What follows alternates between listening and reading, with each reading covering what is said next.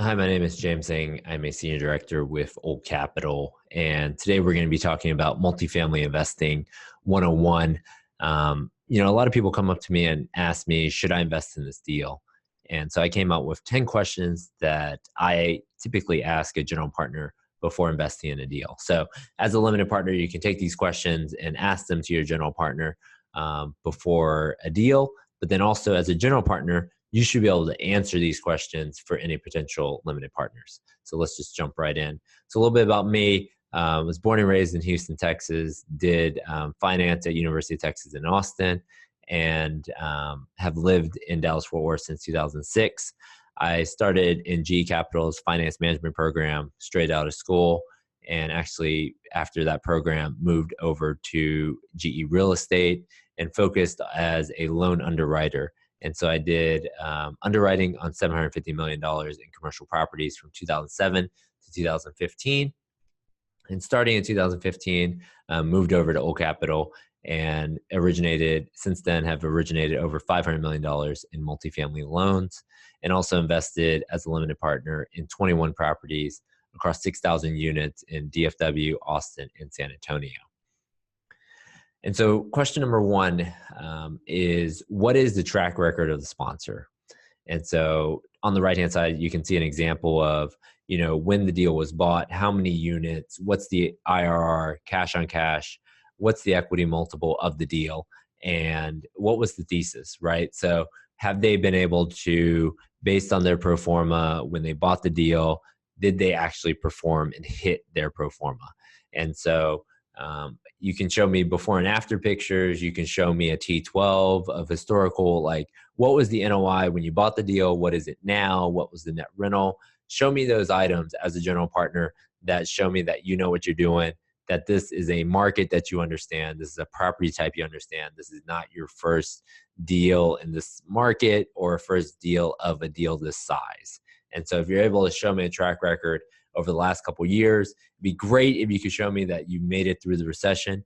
But just the last couple of years, if you've been able to execute your business plan, each one of these deals that you get done, you build a broader knowledge set, more experience, and you're just going to be able to execute your business plan and not have as many surprises. So number one, what is the track record of the sponsor?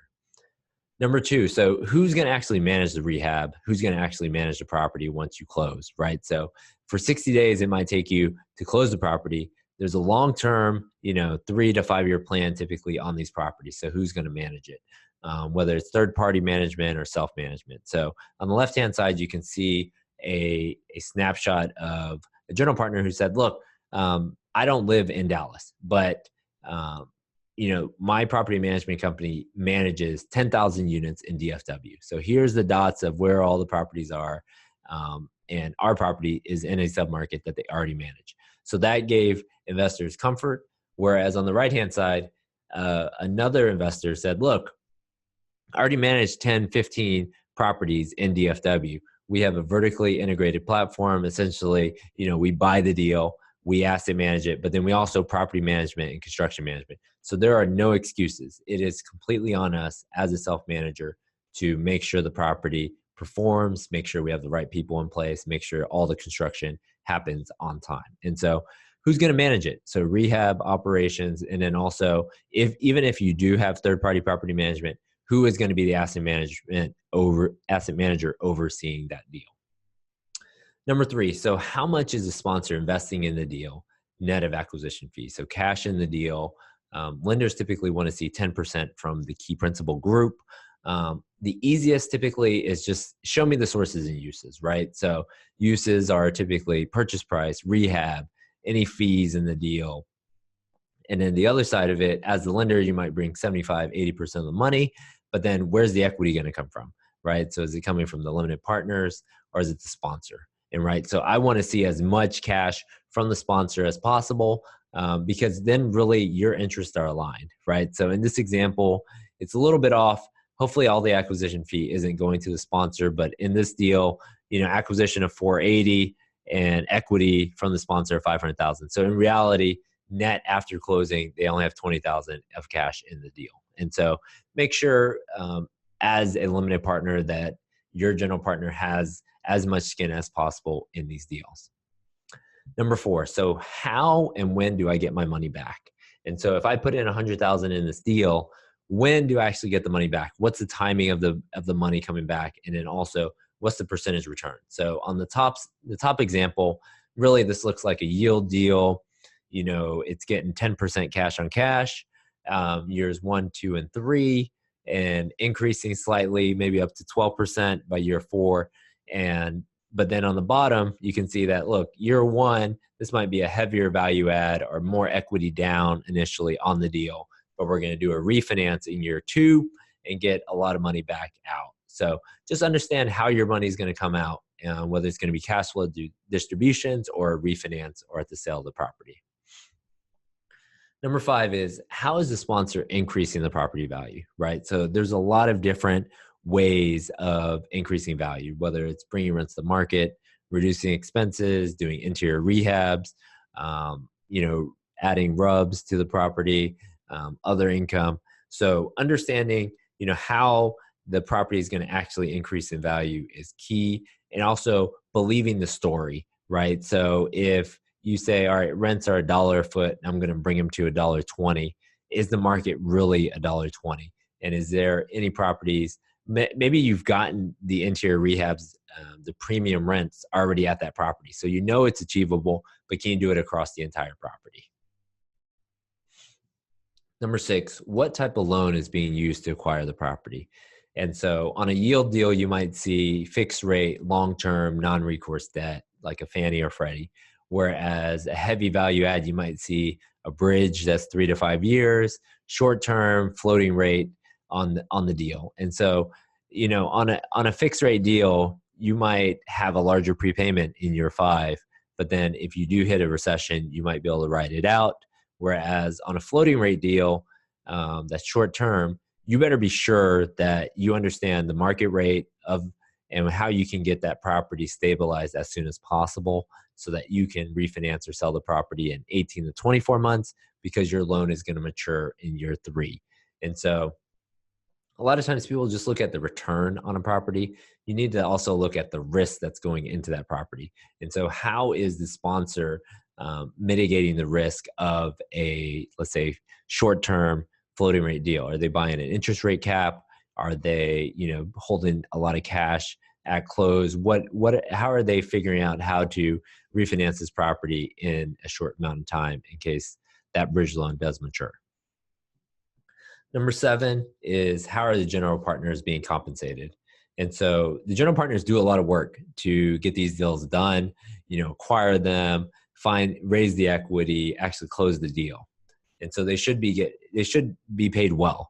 Number 1 is acquisition fee. Number 2, asset management fee, and then cash flow from the deal. And so let's look at the top. They have 20% of the net cash flow and 80% going to the LP, 2% asset management fee, and then an acquisition fee of 1%. And so that is one way of doing it. And these fees are typically spelled out in the PPM. You typically don't see it in the initial pitch. Sometimes they have a high level structure, but definitely look at the PPM to understand the compensation of the manager. The other way that people are getting paid as a general partner is through a preferred return. And so on the bottom half, you can see the partnership structure, where you get 8% to the investor, and then 70-30, 70% to the LPs, 30% to the general partner. But then after you hit a IRR over 13, it goes to 50-50. So just understand how the general partners are being compensated and you getting comfortable with that. Number 8 is, how will the GPs or general partners communicate with the limited partners, whether it's weekly, monthly, quarterly, whether you're doing big rehab or just a light value add. Any issues that come up really should be communicated by the general partner as soon as possible. A majority of my deals are a monthly, they'll provide the monthly owner's report from the third-party property manager and send that out. That'll have a rent roll, P&L, general ledger, all the different items that come in, and then also a little bit of a summary of what's going on at the property. What's the plan? Are we hitting pro forma? And so I think at the beginning, especially during rehab. The more communication, the better, from the general partners. And I mean, even as a new investor, I would ask this and potentially ask past investors with that general partner, how do they communicate going forward? I think quarterly is a little bit light, especially on a heavy value add deal. But I, also, besides monthly, on an annual basis, you're also going to need a K1 on these deals. And so when those K1s are going to come out, if your tax returns are due in April, February, end of February, early March is ideal for K1s. Number 9 is, are you taking cost segregation? Are you doing cost segregation and taking bonus depreciation or accelerated depreciation? This can have a material impact on your cash on cash year one, because of the year one bonus depreciation that just changed in 2018. So for example, on a deal in 2018 that I invested in, I put in $100,000. The year one paper loss on the deal is going to be anywhere from $50,000 to $70,000, just depending on when you bought the deal and the amount of cash flow on the deal. And so it can have a material impact on your, if you're able to take passive losses, or if you're a real estate professional, that can offset other income. And number 10 is sort of your wrap up question. So why do you like this investment opportunity more than any other? And really it should come down to just like a 1-minute pitch on why they like it. So, it might be high quality asset in a good location, good school district, upside on the rents with a value add play. And, we can get low interest rate agency debt, and that's it. Right. So they should be able to articulate the story in, a minute about why they like this deal, especially with the number of deals on the market. Why this deal, and what is the differentiator on this deal? And so being able to articulate that in a very quick manner. Sometimes I'll just call a GP and ask them this question, and that's it. I've reviewed everything else and just want to hear the story straight from the GP. So now it's decision time. Once you've asked all these questions, track record, management, how much they're investing in the deal, how do you get your money back? What are they doing to increase value, loan type, how are they being compensated, how they can communicate with me, and then are they taking cost seg, doing bonus depreciation, and then why they like the deal overall. You got to make a decision, right? Do you move forward on the deal? And there's a couple other things, after these 10 questions that I just had to include. So I have a couple more additional items if you haven't been able to make a decision just after those questions. So let me go through those. Another thing is sort of your price per unit in the market, in submarket. And so if, let's say in Dallas, most B deals are, let's say 100 a door. So 100 per unit. And so how does that compare? Are you buying a deal for 120 a door, or is the general partner pitching a deal at 120 a door? Are they getting significantly higher rents? Is it in a materially better school district than other comps? Like, understanding that story is key. The second thing is going in versus residual cap. So, most deals in Dallas are anywhere from 5 to 6% cap rates today going in. And so what are they using for their residual cap when they go to sell the deal in year 5?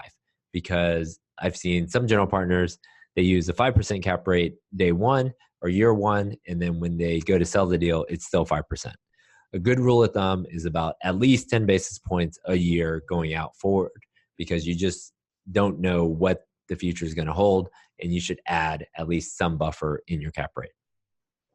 Number 3 is, are there any functional advantages or disadvantages of the property, right? So if you have a B-class deal, but it has 9-foot ceilings, got washer and dryer connections, individual water heaters, and it sort of looks and feels like a 90s or 2000s deal, then maybe you can get the rent of a 2000s construction deal if you put in enough rehab. Whereas the other side, if it's a C deal and it has a chiller and it has a flat roof, there's only so much that you can do to really bring that property up. It's really never going to look like a B-class deal.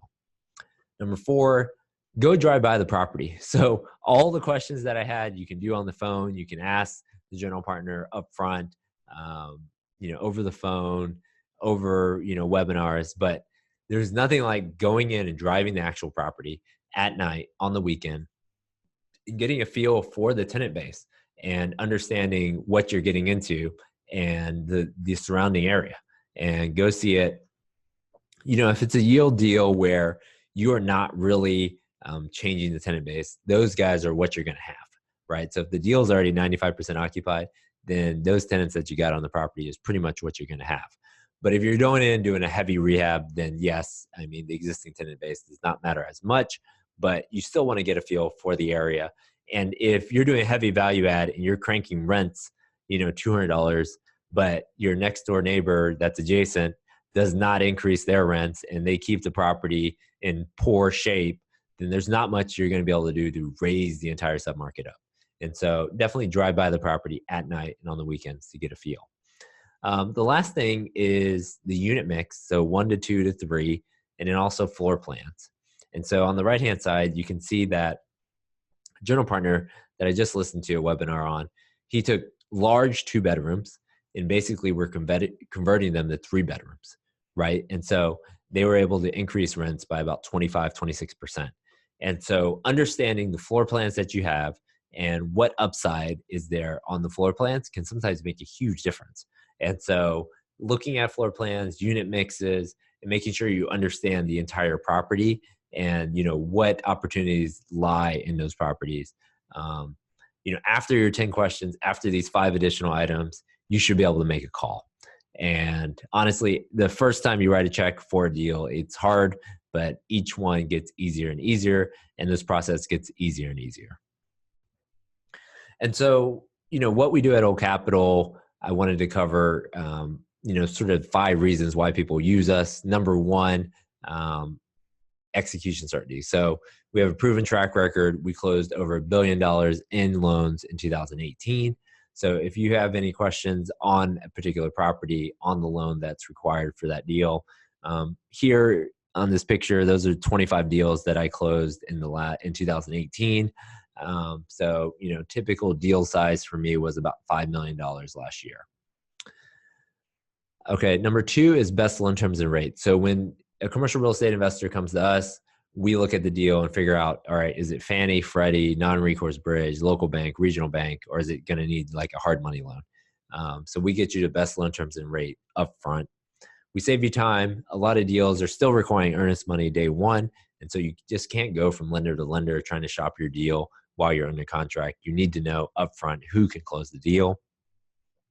Number 4, experienced team. So I have been an underwriter for 8 years, underwrote a lot of deals at GE Capital. So I understand what the bank needs, when they need it, and why they need it. And so having that person on your team is key. And number 5, inside information. So whether you're doing a deal in Dallas, we do 1 out of every 3 B and C deals here in Dallas-Fort Worth, or if you're doing a deal outside Texas, we do a lot of deals, Fannie Mae, Freddie Mac across the U.S.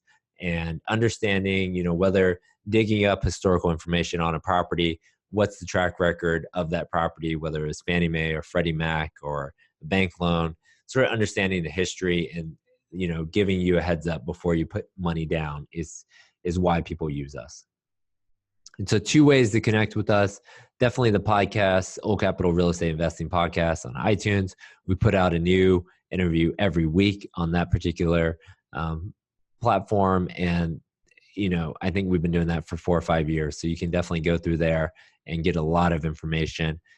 We've interviewed every type of person you could think of, property managers, insurance, inspectors, legal, title, and a ton of owners. And the second way to connect with us is also our Facebook page. So go on our Facebook page. I think we put on webinars, we put on site inspections, we do a ton of stuff, and you can learn a lot through the Facebook page. So next steps, subscribe to the Old Capital podcast. You can like this, subscribe to this YouTube channel, and also our Facebook page. And if you want to set up some time with me, you can complete a personal financial statement and send me an email at jeng@oldcapitallending.com, or call me at my number below. And really, once you've set up your personal financial statement, you really start need to underwrite new listings and start making offers on deals and then close your deal. So thank you guys for tuning in.